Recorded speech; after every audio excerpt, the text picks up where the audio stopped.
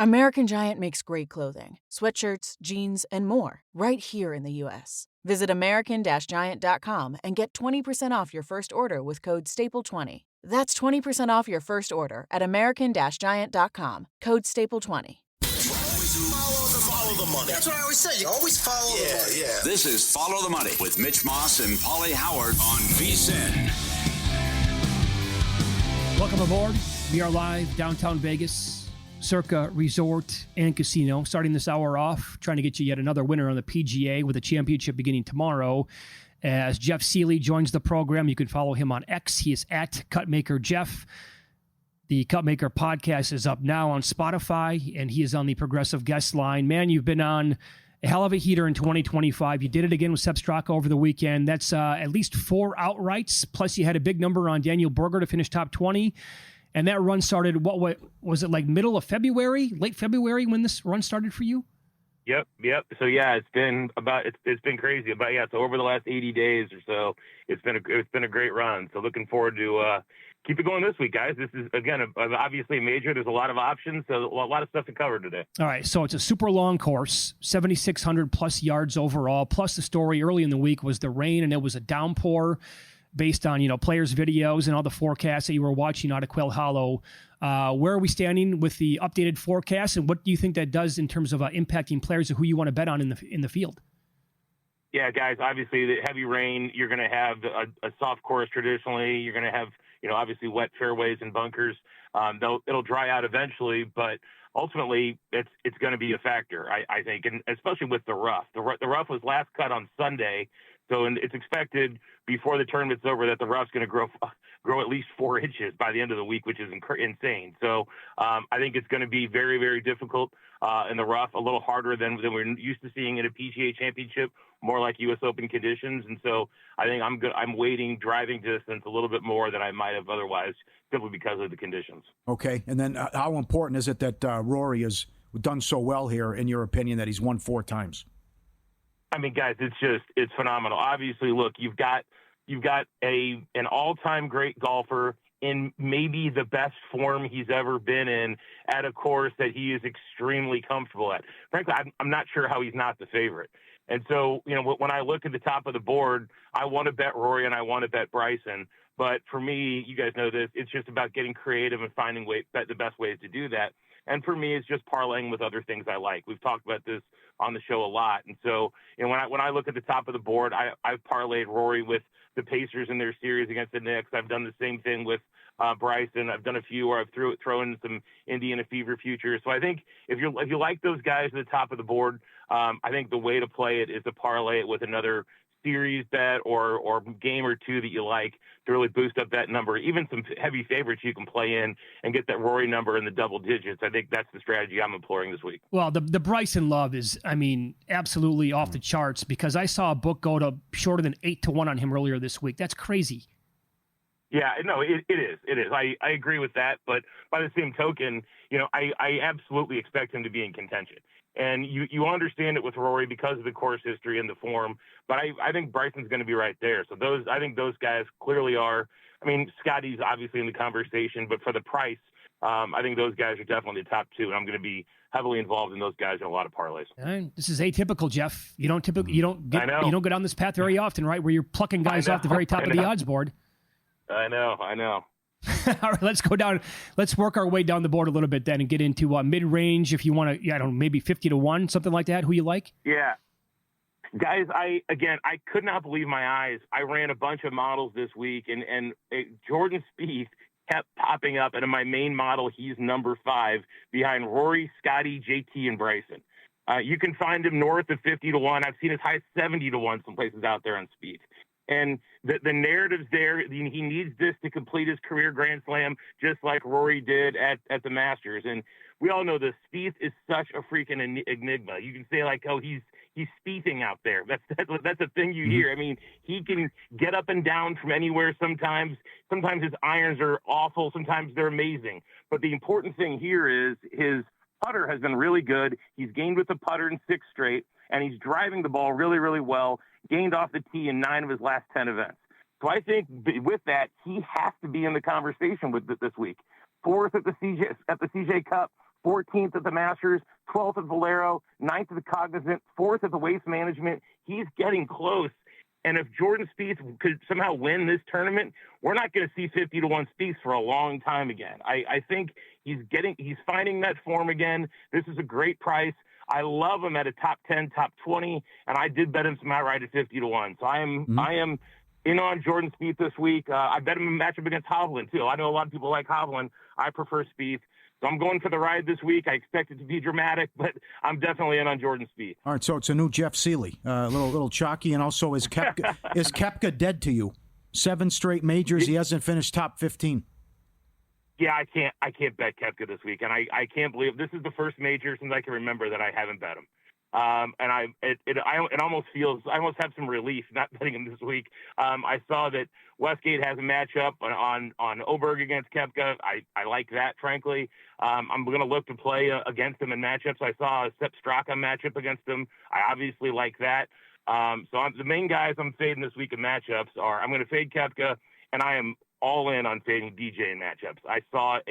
I bet Patrick Reed against DJ, and I bet Ben On in a matchup against DJ. So any good DJ matchups I can find, I'm going to be fading those as well, because you talk about a guy who just doesn't care. DJ's certainly in that spot. By the way, Patrick Reed is kind of a popular guy this week, like in the outright market, from what I see. Yeah, he has solid course history here, so that makes sense. And you got to putt well here. And there's one thing that Fat Pat does is putt really well. So I can understand some of the Reed love. Let's go bombs away. Keith Mitchell has been the first round leader story of the tour now for more than a month. I mean, it's crazy what he does in the first round. Are you betting him to be the first round leader? And what else would you like to attack the board with here with Keith Mitchell? You bet I did. And what's funny is his price is 130-1, but his first round leader is only 60. What does that tell you, right? Like, I mean, I'm in on Keith Mitchell. He came in 6th in my model right behind Spieth. And again, I love the first round leader play on him. I'm going to have some top 20 on him along with that first round leader. So I do like him a lot. Guys, Bud Pauly comes in right behind Mitchell. Another guy I'd bet top 20. All he's been doing lately is just making birdies and putting really well.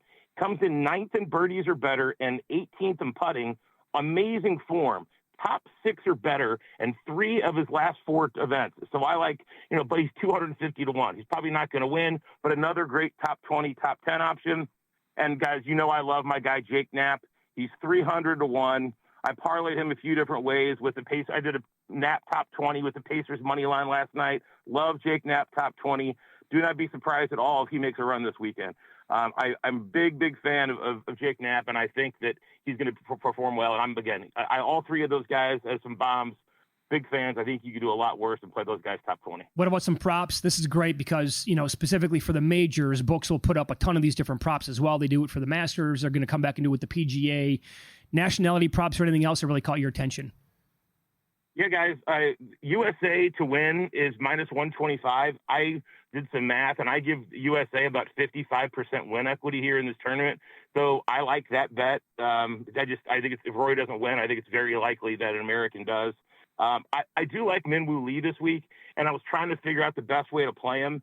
And I think the best way to play him is top Oceania player at plus 330 and top rest of the world player at 12-1. So do like Minwoo Lee there. And then I did a make the cut parlay with Bud Cauley, your boy Yeager, Sam Burns, Max Greiserman, Knapp, Spieth, and Mitchell, all to make the cut. And that paid 30-1. So that's worth some piece of money for a fun make the cut play. Very good. Love it.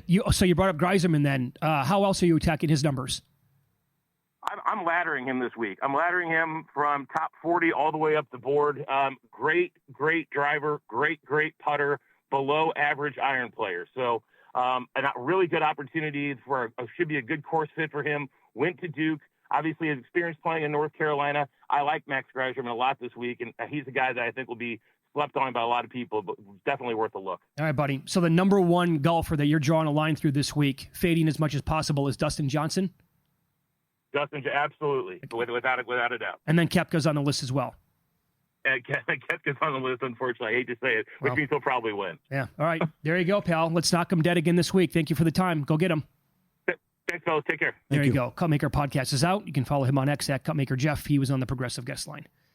Do you have many bets at all on the PGA? Nope. I'll do something in play.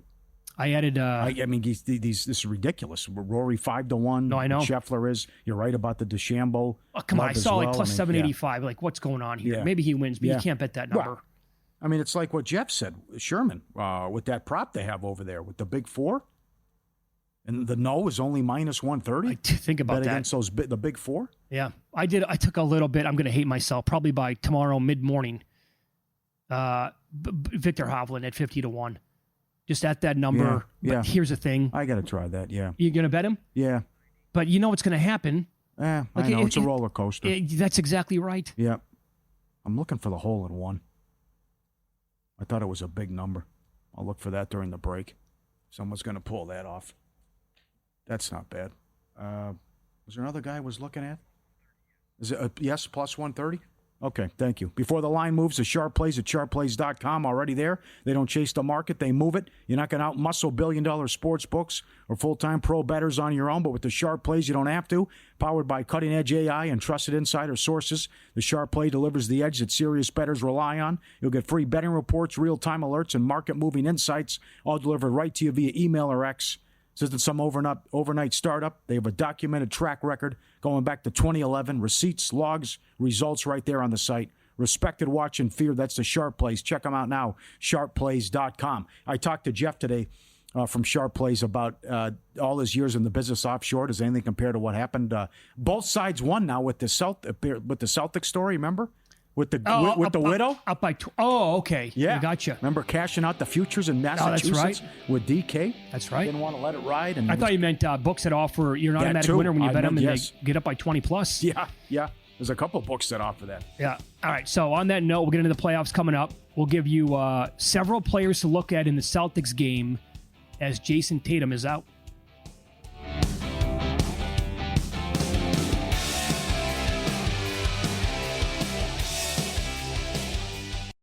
Here in America, work is in trouble. We've offshored our manufacturing, sent away good jobs, and lost so much ability to make things. American Giant is a company that's pushing back against this tide. They make high-quality clothing, sweatshirts, jeans, dresses, jackets, and so much more, right here in the USA. Visit American-Giant.com and get 20% off your first order when you use code STAPLE20 at checkout. That's 20% off your first order at American-Giant.com, promo code STAPLE20. This is Follow the Money on VSiN. NBA, NHL playoff time. So the Celtics are laying about 4.5 or 5 points tonight against the Knicks. Do or die here. Backs up against the wall. Use any stupid cliche that you like, right? Mm-hmm. See what they're made of, though. Knicks have been the tougher team, and when the going gets tough, Boston wets themselves. We brought on Jeff Sherman from the Westgate a little bit earlier. I agree with him. That was my initial thought to begin the show. I like Celtics early in the game. Yeah. So first quarter, he said no to a first half bet. Could dabble on that as well, meaning myself. But I think we're going to get a very inspired performance out of these players without Tatum to begin the game. Really? I do. Now, who is it, though? I am all over Pritchard. I think Pritchard, who was awesome in Game 3. Yeah, I like him for the game. Yeah, I think he goes over his points prop, and he's got to make at least 3 threes, which that has moved, 40 cents now? 65 cents at least. 65? It opened up, pick 'em. Oh, my God. Now, I haven't checked in a minute, but it was $1.75. Yeah, I mean, it's going to be bombs away because this is what they're doing. And you just saw how many threes Tatum takes, and now that goes bye-bye. So Brown can't make them. So Brown better not do that. Yeah, I don't want him shooting aggressive. threes. No, he's been terrible. He's been horrendous, especially shooting threes in this whole series. So he can't. But then it goes back to, I like Porzingis under threes. He's been a non-factor and a complete zero out there. No energy, dealing with whatever he's been going through. He's not going to make an impact. Horford's going to take some shots. And but that leaves, because, what's Holiday going to do? I don't think he'll jack threes either. So it comes down to Pritchard and White. And those guys, and White's now 3.5 over 150. Yeah, that's the thing. His numbers are too far out of control for me. So if you're going to take 50 a game and Tatum's out, well, who then? That's going to be White and it's going to be Pritchard. Well, Pritchard, when Tatum does not play, this goes back the last 2 years, Peyton Pritchard averages 10.2 3-point attempts per game. So he's been good in the series. He's averaging more than 14 points per game. I bet his prop over 13.5. I laid 35 cents with that earlier today here at Circa. Also, without Tatum the last 2 years, he's averaged 20.3 points per game. So I think I can buy into Pritchard. And I will give you this about Jaylen Brown. Hasn't been great for him. But if you go back to last year, again, he was the best player on this team in the Eastern Conference Finals and in the NBA Finals. He has a 33.1% usage rate without Tatum in 733 minutes without him, and that's a 4% bump when he's out. He has averaged 27 points per game in 13 games without Tatum the last 2 years. I know plenty of props are available on vsin.com. Dan, new here to the network, he made a point that Brown over points and assists tonight. He had great analysis on this. It was 29.5. Thinking the scoring is going to have to come from him, but also like he's going to operate more as like a point forward here and get other guys involved as well. I like Cat under threes. It's now 180. He's 1 of 10 in the series. I don't see why OG wouldn't be able to knock down a couple threes as well. I also think this is very good in-play betting standpoint. The other scenario is what if Boston falls behind? And maybe it's a comfortable lead for the Knicks. Then what happens? Then is it Cancun? You're the champs. You won 60-plus games. You didn't expect to go out this soon. Your leader is out for a year, right? Maybe longer. I'll give you another reason why I like Pritchard, too. When you break down how the defense should work for the Knicks here, right? You figure that OG is going to have to be on Jaylen Brown quite a bit of the game. You figure that Bridges will probably be on Derek White for quite a bit of the game.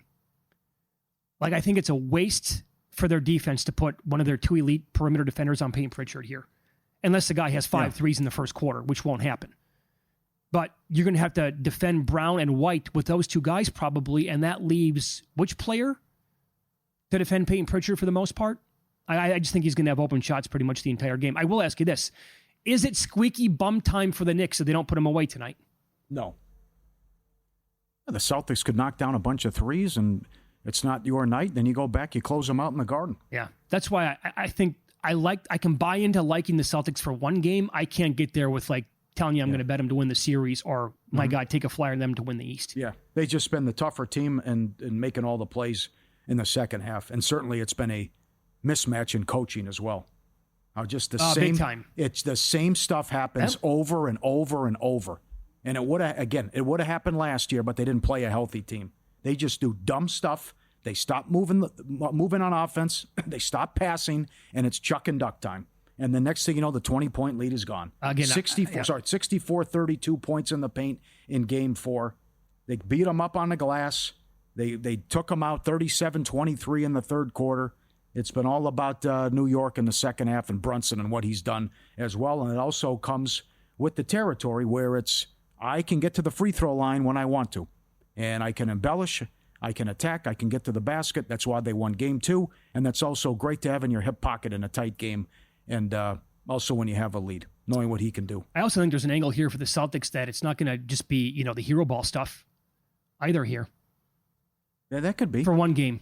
Yeah, because that happens. When Tatum has it going, you're just standing around and looking at him. Sure you are. Because all they do is they do the same thing every possession. Mm-hmm. Find Cat or find Brunson, go at him, get him in the matchup, and then attack him or take the step back 3. Yeah, and in the other game, I know everybody just thinks it's a foregone conclusion that the Wolves are going to walk all over the Warriors. Maybe they do. And again, maybe based on, this is another example, though, of a team that has to have the game to continue their series, or their season, I should say. The Timberwolves earlier this postseason, they were run out of the gym against the Rockets. That happened a couple of years ago in a game they punted against Memphis. Like, if it gets ugly tonight, I think alt numbers could cash with Minnesota, meaning like they could blow them up by like 25 in this game. But that won't happen. That's not Minnesota. I know sports. That's not who they are. It's Minnesota sports. They play to their level of competition here. Yes, they do. Mm-hmm. Yep. And I think you'll get the big lift from Golden State, knowing there's a chance Curry comes back for Game 6. That's possible. Yep. Now, you're an 11-point dog. I think that's way too many points. But Butler should be aggressive. Butler should have a bounce-back game. Kuminga's been great. I think Kuminga goes over 18. I would ladder that guy, too. I'd be surprised. Because if they're getting blown out, he's going to keep him in. Yeah. And Kuminga's aggressive, and he also wants to stick it to Kerr. I mean, how many young players go to the media and say, I can't believe he's not playing me? I mean, this is... Well, what happened behind closed doors here? Yeah, because he benched him for that long stretch, and then when Curry got hurt, he didn't have an option, and he had to put him in there. No, he's like the second best player on the team right now. Well, yeah, and he's a go-to guy, and plus he's not afraid to shoot. So over 18.5 points, and you can ladder his points, and he had 30 the other night as well. Can you get a buddy game? Can you get something from the others? I don't know. What are you going to get a Draymond Green? You're more likely he gets thrown out of the game or puts Gobert in a headlock than he is maybe to make an impact offensively. But I think that's big, knowing that they see Superman right there, and there's a chance with the extended rest, the weird scheduling, that they would get Game 6 at home on Sunday if they're able to shock. Well, that's the thing, right? I asked you if it's squeaky bum time here if the Knicks lose tonight, and I agree with you, and you said no. I'm quite convinced that it's going to be squeaky bum time for Minnesota if they lose this game tonight. Because they've been bad. I mean, Game 1 was all-time horrendous. Sure, of course. If they get any look they wanted, though, in Game 2, I mentioned that, how it was, since ESPN has been tracking that, it was the most wide-open threes a team got in a game. And then they just come out flat in the first half, and then Ant gives the impassioned speech at halftime, and he's aggressive, and he takes over. But if Ant and Randall play like that, they're going to the finals. They will beat the Thunder, yes. They will beat this overrated OKC team, which they are certainly. You got to be concerned with how they're playing on the road, too. Went to Memphis, were down 30, couldn't put them away without Ja, and then they can't score against Denver, which had the 21st ranked defense. And in hockey tonight, so the last game between Florida and Toronto was a shutout, 2-0 Panthers. That was in Florida. Now it goes back north of the border. Are we going to get a high-scoring game again? The first three games, 5-4, 4-3, and 5-4. No feel for the total, but Toronto missed their chance. So you don't like them to win the game tonight? No, they blew Game 3. Now, Stolars was back on the ice. Berube said he's doing much better. Going to be Wall again. But you can't blow two-goal leads in Game 3. And then still, after you blow the two-goal leads, you have a chance to win in overtime. You couldn't get it done. And then you get shut out the next game. When Wall plays well, and plays great, actually, and it's 1-0 till late in the game. So this is where, again, history comes in, and I'll trust the champs. And I think Florida wins it. And I took them down 2-0 on Palm's advice. Yeah. When they lost the first two games. Oh, man. Hope I'm wrong. Got to end this. The Knicks are about to exercise the demons. See if the Leafs can do it. But I don't like their chances to win this series now. They blew it. Yeah. As for just the game tonight, though, I mean, plus 122 right now is readily available. If that goes up any higher, if they can touch like plus 130, I think I'm going to have to bet the Maple Leafs at that number. And the late game, also 3-1. VGK season on the line. 9 of the 10 playoff games have gone over the first period for the Knights, right back with the first period over. All that G-Bank best bets, the Visa signature card, get it today. Most credit cards, street sportsbooks, and gaming transactions as cash advances. That's even when you put your own money on the card. G-Bank treats gaming transactions as purchases. You're saving up to 3 to 5% on cash advance fees and gaming transactions right there. And you're earning 1% cash back rewards on eligible sportsbook and gaming transactions and 2% on all eligible purchases. G-Bank. Apply now, vsin.com/Gbank. Plus, you'll probably see a ton of power plays in that Knights game. I mean, this is getting chippy here with what's going on and what they're calling. Professional sports bettor Paul Bovi on the program coming up next. He was quite confident with his Knicks last week in studio with us. We'll get into his betting approach for tonight. And when the Knicks play the Pacers in the Eastern Conference Finals, who does he like there?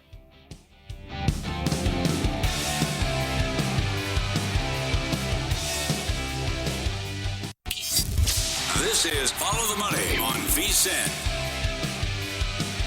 All right, we head out here to the Progressive Guest Line. We go back east to the Big Apple.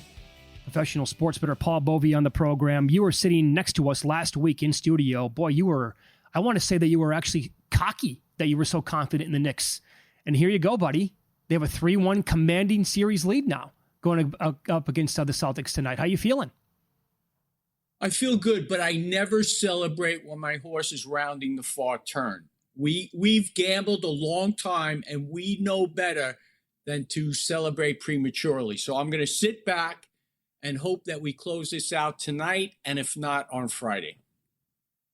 And if that's the case, now you're going to have great news, and everything's coming up roses in your world, because Game 3 was the most expensive ticket in Knicks history. Now imagine what the get-in price would be for Game 6, or for the first time since 2000, you go on to the conference finals, and you would have home court there. And if OKC stubs their toe, you got home court throughout. It's unbelievable. Yeah, it's It's incredible, but you want to be there. I mean, this is, Paul, you pointed it out last week. It's been a long time. I've been hemorrhaging money, but you want to gain the experience because you'll look back. You don't need the $1,700 or $2,500. What you need is to be there. And I was there for a lot of that in the 90s. But as I commented last week, we didn't get over the hump, but I saw a lot of great basketball and have wonderful memories. So I'll choose to go to the game and maybe sell one or two here and there, but got to get the experience. Okay, well, so you went to the game, then you have 3 tickets overall, and you've had season tickets since when? Was it the late 80s when you got them? Yeah, it was 1988, and I took on a partner a few years ago, and I whittled my seats down because originally I think I mentioned I had as many as 8, but now we're down to 3, but the location is excellent, so we really have a great perspective of the game. We're about 15 rows up, and we really enjoy it. So I try to get to as many games as I can. I don't get to many in New York, but I do get to some on the road. I was in Detroit for one of those games. It was phenomenal. I did see a Knicks game in Cleveland during the regular season. So I try to take in as much as I can. Well, can you do a better job vetting the fan that's going to buy the ticket maybe for Game 6? Because you have 3 tickets now. You went with the partner to Game 4, but you sold the other ticket to a Celtics fan. What the hell's that about? Listen, we don't pick and choose. These buyers are anonymous. So this guy buys the ticket, and this guy's sitting next to us. All right, he's going to be a Knicks fan. He'll be rooting. Next thing I know, in the first quarter, he's yipping and yaying. I'm sitting back, and I'm getting frustrated. And I just walk around the arena. I mean, I literally walked that arena about 8 times because once it starts going downhill, I just make my way out. And I make sure to go out different sides so I don't annoy the people repeatedly. But, it's betting basketball. And I had a large bet on the game the other night. And, Pauly, I sent you the ticket. Mm-hmm. It was well into 5 figures. So I get frustrated. There's a lot of ebbs and flows. Basketball betting will drive you crazy. Yeah. So well said. And you got a great number, too. And I'm sure you used that to your advantage when you walked around. You probably made a move on Cardi B, who was at the game. So maybe that can work out for you. How do you see the game tonight, then? And you were big on OG props and defensively and what you said as well before the start. Walk us through what you think tonight from props and how it'll play out. So the only prop that I played is on the Celtics side, and I'll tell you why I played it. Kristaps Porzingis, 6 games in the lineup when Jason Tatum was out, and he scored 19, 25, 26, 27, 30, and 34. Okay? And I got him at 13.5 and 14. Now, I don't ask why, is what I'm trying to say. I only look at the result, and the result says he scores. So to me, it was a bargain number. Now, as far as the game goes, I have an investment to protect, because if you remember, I was on the show and I said I wanted to bet the Knicks plus the 2.5 games, and somehow I was in a hurry. I had a lot of things going on, so I saw over 5.5, thinking, well, how could the Celtics not win 2 games here? So now I'm in a position where I have to protect that, and I may take a little bit on the Knicks here, just so I don't go down on that position. And I'm in decent shape, but I wish I had the Knicks plus 2.5 instead of what I have. But I'll be rooting for the Knicks, and because I do have futures, as I mentioned on the break, and they're lucrative. I didn't get the best numbers on them. As far as the conference, I'm plus 450, plus 475, and on average for the championship, around 10-1.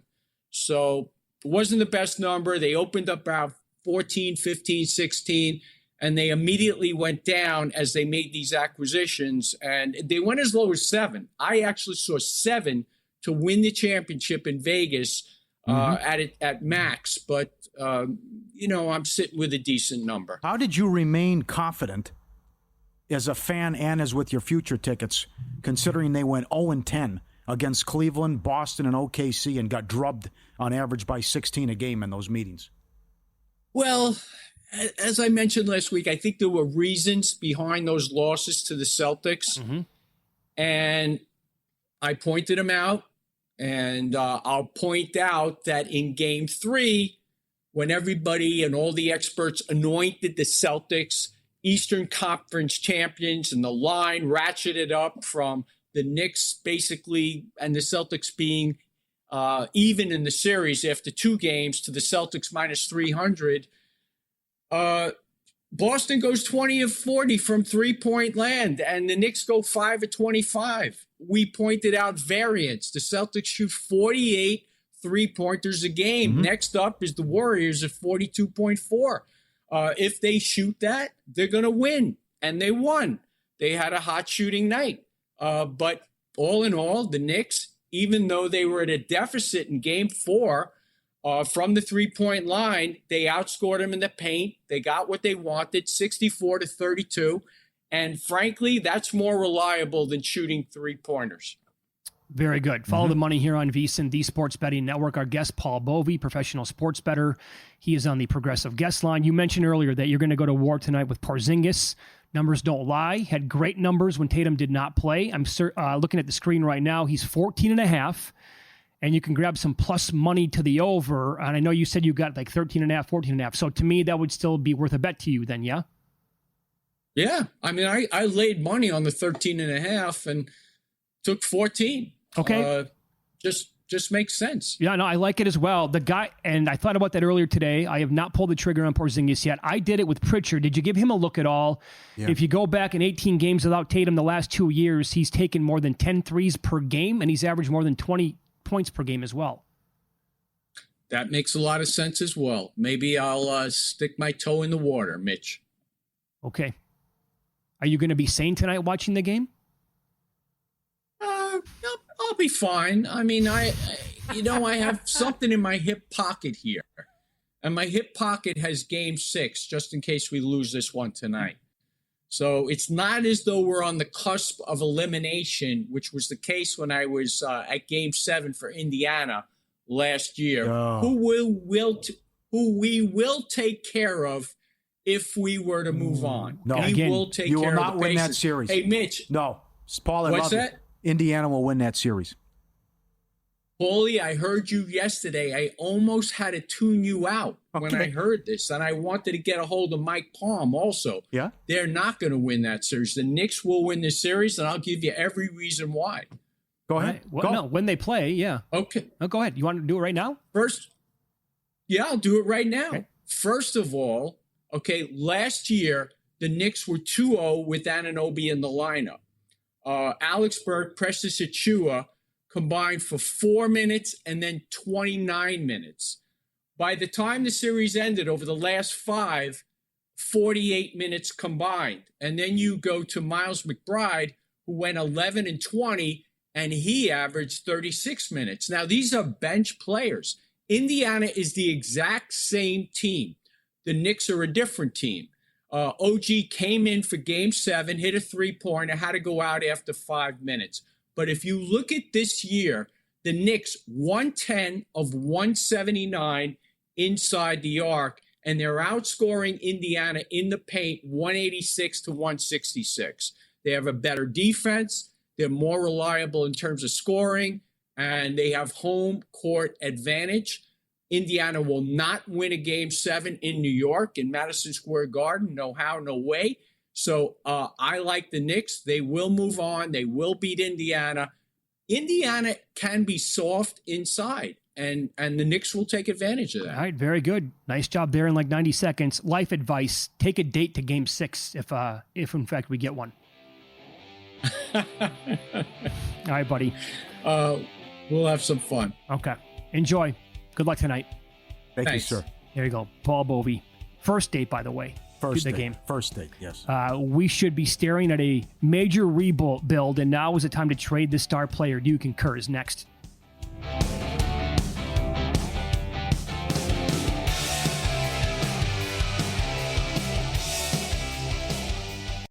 If your job at a healthcare facility includes disinfecting against viruses, you know prevention is the best medicine. And maintaining healthy spaces starts with a healthy cleaning routine. Grainger's world-class supply chain helps ensure you have the quality products you need when you need them. From disinfectants and cleaning supplies to personal protective equipment, so you can help deliver a clean bill of health. Call 1-800-GRAINGER, click Grainger.com, or just stop by. Grainger, for the ones who get it done.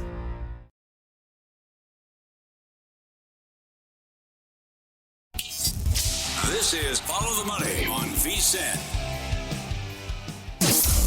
Great moments in history have begun with a question. To be or not to be, that is the question. What came first, the chicken or the egg? Was it over when the Germans bombed Pearl Harbor? And what kind of hair product does Mitch Moss use? But Follow the Money wants to know. Do you concur? Concur with what, sir? Do you concur? All right, we're going to use the R word and the F word here a little bit. So I mentioned I wasn't the only one. I mentioned, hey, I would trade Flag if I'm Dallas and try to get Giannis. Well, how about this angle now? If they already came out and said they have no intention of trading a pick. Should you trade Anthony Davis and rebuild in Dallas now and get a package for Anthony Davis? I concur. You should. Well, let me say it like this. I think that you should be active on the phones this offseason. I'll put it that way. It changes everything. Of course it does. Because when he made that trade, he said we have a short window to compete because of Davis' health and age. But then Kyrie got hurt, and he's out for the year or most of the regular season. Mm-hmm. So why not just move him now and rebuild, and now you have Flag? Here's the thing. The guy has been embarrassed, right, for months. And somehow it comes up smelling like roses the other night, which is completely preposterous. But what are you going to get in return for AD? You had to give up Luka to get him. You get a nice package. But like what? You're not going to get anything close to Luka Doncic. Yeah. So you're going to then turn him around and sell him for like pennies on the dollar compared to what you had to give up? Now you're going to get embarrassed again? Well, you can sell the rebuild with Flag. And then, you also have other pieces there too with Lively and Gafford and the team made the deep postseason run. But that's... all these teams have assets though. And maybe Spurs have a ton of assets. Houston has a ton of assets. I mean, if they think that one team thinks they can put them over the hump, and this guy could be the difference. I also don't think they have to do a rebuild though. But if they got rid of AD as part of it, I think the parts are there for this team to be really, really good potentially. Okay. So Jaylen Brown has $285 million left on his contract. I called it the worst contract in sports that he signed. Yeah. Holiday has $101 million. Porzingis is due $30 million next year. Tatum is out for the year. His max contract kicks in next year. They're going to be $200 million over the cap, $500 million payroll. And they could go out and lose in the second round. Do you concur the Celtics should rebuild? Well, before I say yes or no, give me an idea of what you want to get rid of here. Jaylen Brown, get rid of Holiday. I can't trade him because the contract's so bad, but I can try to get off of that somehow. And Porzingis has been a disaster. I would say that, well, first of all, if you get rid of Jaylen Brown and that much money, you're going to have a salary match. That's the bad part here, right? What were they doing? 60% of their cap is two guys for the next 4 years. They gave them a combined, more than $600 million for those two players? I think so. So, put it this way. The math doesn't work. Are they a contender next year with no Jason Tatum? No way. I can't imagine that they are. That's why the Cavs should run it back. Because you don't have Tatum and Freak's probably going to go bye-bye too. Right. Yep. I mean, if you can somehow get rid of the Brown contract, I'm open for that for sure. Detroit, Kansas City, and Dallas, both on Thanksgiving and Christmas. Survivor strategy will be an all-timer this year. Do you concur? Oh my God, how is it not? Again, here at Circa, Thanksgiving and Christmas are its own separate weeks. So you can only use each team once, and you have to plan ahead, usually for Christmas. Now you got to do both. I should say usually for Thanksgiving. Now you got to do both like this. Very, very difficult. I mean, this is, sight unseen because the rest of the schedule is going to get announced in, T-minus 2 hours and 10 minutes right now. Mm-hmm. So obviously have to go in thinking that you're going to have to save a bunch of those teams. But yes, you're going to be, think about some of the teams that you're going to be using to get there this year. more than ever Absolutely. before. You're going to have to use the bottom feeders of the league a lot. 2 tickets, 8th row, behind Spike Lee. You would take a first date to Game 6, Knicks-Celtics in the Garden? Do you concur? Oh no, I would not. I do not concur with that. That's a flex move, but that's it also is. But you have no idea how that's going to go. Uh-huh. Yeah, and you can't make. What if it goes awry 4 minutes into the first quarter, and you know that you made a mistake? How so? I'm saying, well, what do you mean how so? The game or the date? The date. Well, you're just watching the game though. What's going to go? She might be needy. She might be asking 1,000 questions. Oh, she might not have any care to be there in the world. Well, no way. It's the third date. Okay, if you reconnoitered here the situation before and you know what you're getting into, then possibly an early date. But first date, man, you're taking too big of a walk on the wild side. Yeah, that is an incredible flex though. Well, Said, sure. Hey, where are your seats? Hey, I'm sitting behind Spike Lee. Want to go to the Knicks game tonight? But does the flex matter if you know that you made a mistake early on? Yeah. Have you ever been on a date, Pauly, in your life right away where you knew, oh my God, I'm making a gigantic mistake? Absolutely. So have I. Absolutely. Was that when the gal brought the dog to dinner? No doubt. Didn't tell me. Dog to dinner in a suitcase type of deal, and I'm sitting there like, what? Trying to hide the dog? Good memory on you, by the way. Well, I remember it was a big story years ago, and no one loves dogs more than us, but Anna Benson brought her dog to a steakhouse in the Bellagio. That's and right. Like, what are you doing? You can't do that. And she's like, what's the problem? And she threw a fit. It was like, okay. I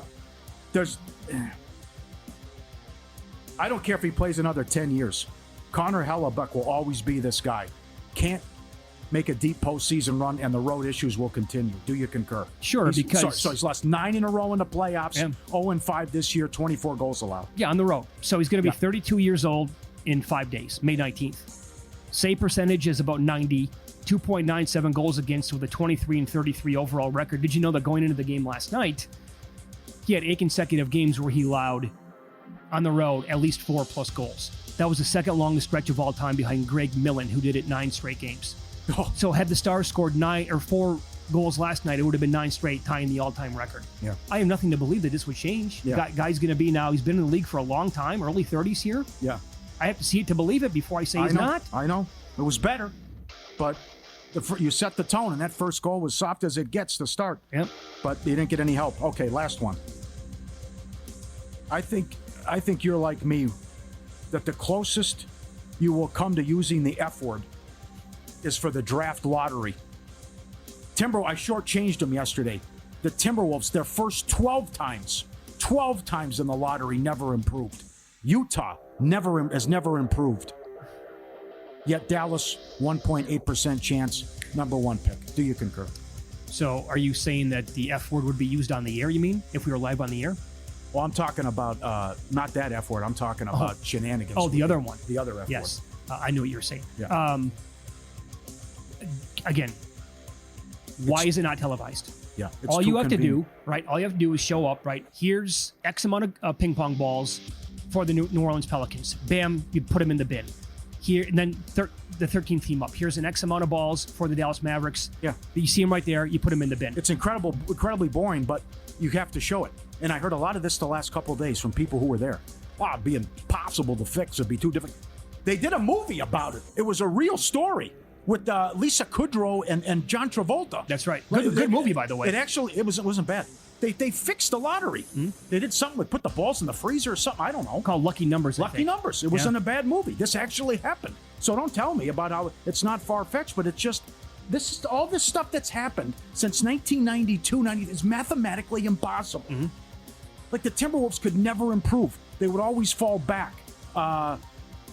LeBron leaves. Oh, the Cavs get the number 1 pick. Surprise. Right. Oh, LeBron's coming back to Cleveland. They get the number 1 pick. Oh, we trade Anthony Davis. The Pelicans get the number 1 pick. Oh, we trade Luka. They want to burn the city to the ground. Sure. Oh, they get the number 1 pick. This cannot happen. All I'm saying is, why can't you put it on TV? Why? And then erase all doubts. The NHL actually did. Yeah, I was not aware. The NHL did it this past year. Yeah, put it on, televise it in front of us. Like you said, it's going to be very boring. I don't care. Because what happened the other night is just, it's so dumb, Paul.